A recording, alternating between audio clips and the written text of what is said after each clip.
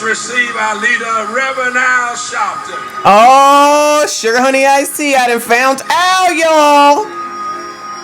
There he is. You may be seated. Oh, thanks, Al.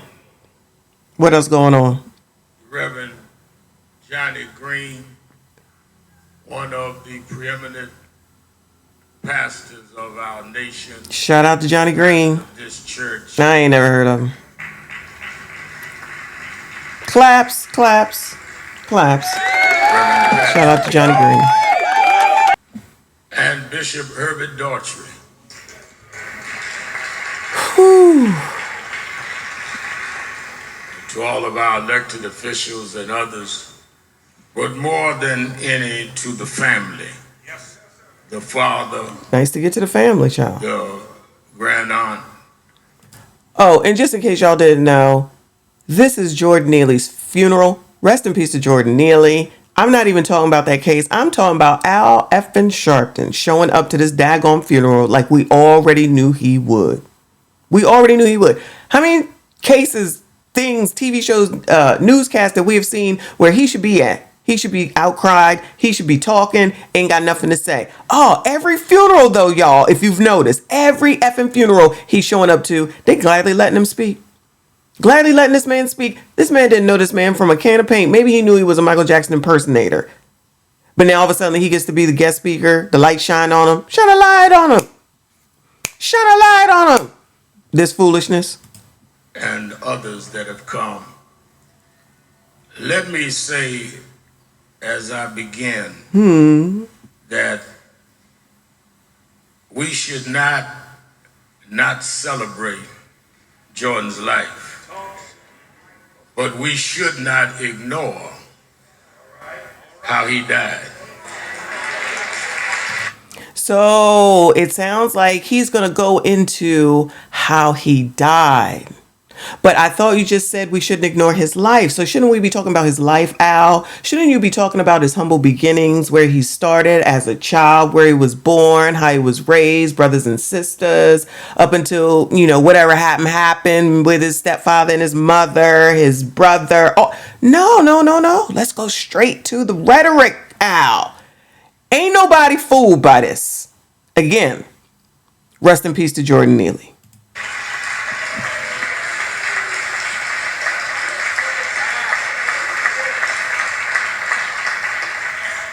This funeral was not on the schedule. We're not here because of natural causes. We're here. Al, lest we not act like everyone does not die from natural causes. Again, I'm not talking about Jordan Neely and all this whole situation, but it is very convenient, in my opinion, in 1 second, a pastor, a reverend, and I'm only talking about Al right now, will say that it's in God's plan. It was God's plan. Maybe it was God's plan. Depending on what the situation is, it's God's plan, God's plan. Shout out to Drake. Now, because we want to make sure we rile everyone up, this was not in the plan. Well, if God preordains our life, then maybe it was a part of the plan. Am I crazy? Here because of unnatural policies.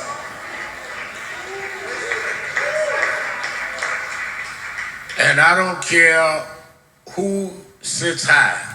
Y'all, I got to talk about the white shoes here. Child, this is definitely old church. No tea, no shade against this lady, but child, look at them shoes. Oh my God, I couldn't ignore it. Give them back to Al. Come on, child. Until we address these policies. Policies at the funeral. We will have to deal with Zachary and Mildred's mourning their loved one a long time.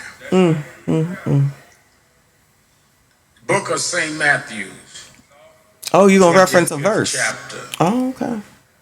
35th verse said, I was hungry and you brought me food. I was thirsty and you gave me drink. I was a stranger and you took me in. I was naked and you clothed me. I was sick and you visited me. I was in prison and you came to me. Thanks for the verse, Al. So here's my question. With everything that you just said, where was everyone when Jordan was going through all of that? Al, where were you? Oh yeah, you didn't even know him. So let's just go ahead and go past you for now. Where was all these people who are here now? No tea, no shade against none of them. All the family, all the friends, all the videos, all the notoriety.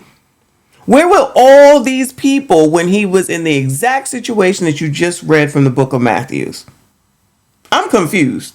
Maybe somebody here can explain it to me. Because anyone can take anything and go ahead and turn it into whatever the heck it is that they want with the exact verse that this man just read.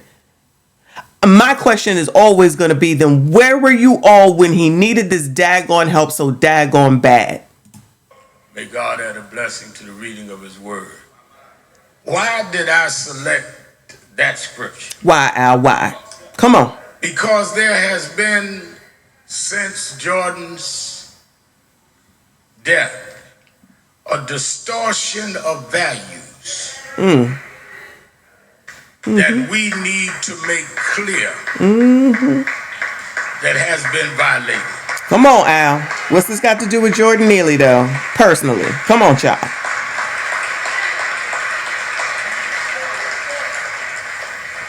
When I first got the call about Jordan, what they calling you for? and later talked with Johnny Green, Hey, Johnny.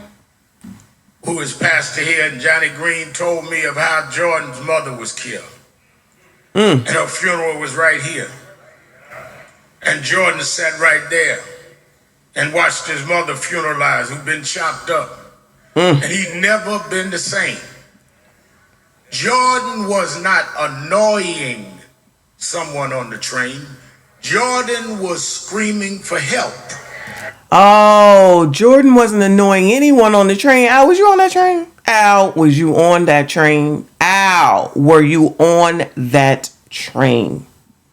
See all this turning around and stuff? If Jordan was in this church when his mama was deleted at the age of 14, if I'm not mistaken, I could be wrong, and Johnny been around since forever and a day, and I am not blaming Johnny at all, I'm just asking the questions. Where was Johnny to help Jordan at that time so that Johnny didn't end up on daggone street hungry and begging and carrying on? How about that?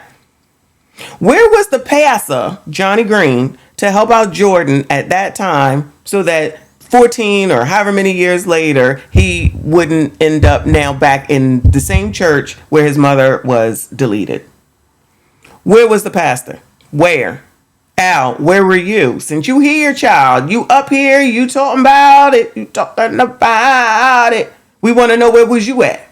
Since you talking about Jordan wasn't annoying, he wasn't doing anything wrong. Al, I'm pretty sure you don't take the subway, child. Pretty sure you don't take the subway.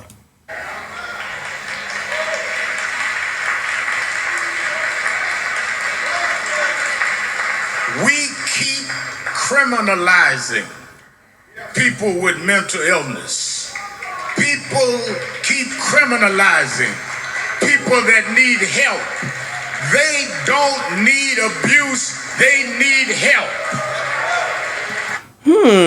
So if they need help, Al, and I'm going to be ghetto right now, y'all, and I'm going to take this picture for the thumbnail right here. All right, ghetto. I know. But if this is the case, Al, what are you doing to help those people? You are right in New York. And when when Eric Adams said that he was going to use the police to round up the mentally ill people, pretty sure, I don't know, I'm assuming that you probably had a problem with it, because we already know that you got a problem with all police. All right. So if the police can't go and get the people off the street, if the family is not going to do anything to get the people off the street, if the clergy is not going to help with the mentally ill people on the street, then what the hell is the rest of us supposed to do? Just sit here and wait to be picked off, right? Just not say anything. Just go to Matthew's, 35, I believe he said. Is that what we're supposed to do? We just supposed to hope for the best, keep our fingers crossed, hopefully we won't get in trouble? Is that what we're supposed to be doing? Because, Al, I don't care what you say. There's certain people that cannot be helped. If the person is not going to go get the help that they need, what more can anyone do? If no one was there to help Jordan to get the help that he needed, what more could Jordan even do? The man was arrested for some odd many times, but I bet you Al won't talk about that. He attacked 2 elderly people, but I bet you Al won't talk about that. See, when people only talk about a portion of the story, that's the part that pisses me off. Because you're trying to get people incensed to be in your direction. And black people, shout out to everybody else, but you Negroes be falling for it. Hook, line, and MF and sinker. And again, I don't think that man should have deleted that man. I'm not saying that that's right. I'm not saying that it's okay. And I'm not saying that he should have done it. What I am saying is, how the hell are us normal people supposed to know who's going to kill us and who isn't? Whether they 6, 14, 18, 25, mentally ill, on the street or not. We're just supposed to sit like sitting ducks and just wait for whatever to happen. Now, I think the Army vet should have been able to unneck him. I'm sorry, I don't know what to say. Stop choking him at some point. At some point, in my opinion, I believe he had control, especially with the other men, which is the other thing that ain't nobody talking about, and Al ain't gonna mention either. He ain't gonna mention that one of the men helping out to keep him still and down was a black man. They ain't gonna mention that. They ain't gonna talk him up. They ain't gonna talk about that. What about those people? What about them?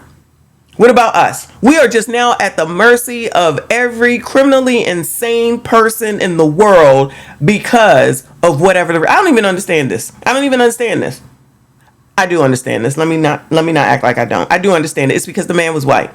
If the person that deleted Jordan Neely was black, we wouldn't be hearing nothing about this. Because people like Al Sharpton, Ben, and Sean, and all the rest of them don't give one damn at the end of the day about Black Lives Mattering. Because it don't matter at all unless it's at a white person's hands. We have a freaking crisis which we've been having for forever. Hell, even Bill Cosby used to talk about this stuff.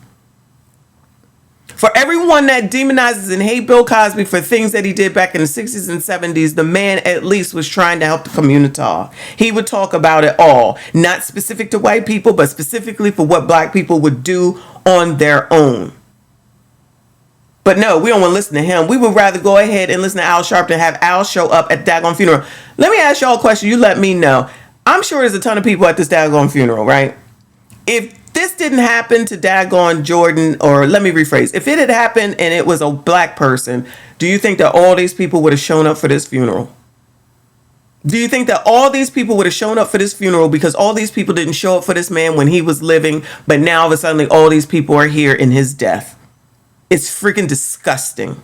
Al Sharpton, you are disgusting. This is freaking crazy. And we need to be paying the F attention more so than not. Black people don't do everything right.